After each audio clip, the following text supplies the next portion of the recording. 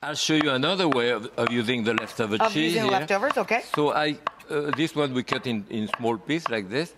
Oh, I put the rind here. Yeah. And you can, in a little bowl. You can break those pieces in there. I got you. Break it into pieces. Okay. So again, different type of cheese that you have left over. Jarlsberg, blue. Here in this one, differently, we put some raisins in there. Oh, yeah. And pepitas? Raisins, some pumpkin seed, pepita? Seed or Yep. other type, yes. A little bit of honey. A little honey. Cracked pepper, a lot of cracked pepper. Yep. Lime. A lot of lime in there. A little lime. Yeah. Maybe Mix that together, yeah. Yeah, maybe a little more of honey still. A little more honey? Yeah.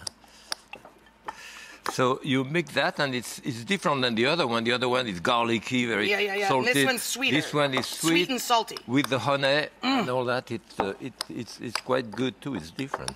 Sweet and salty. It's naughty and nice. Toast like that would be very good. Like there.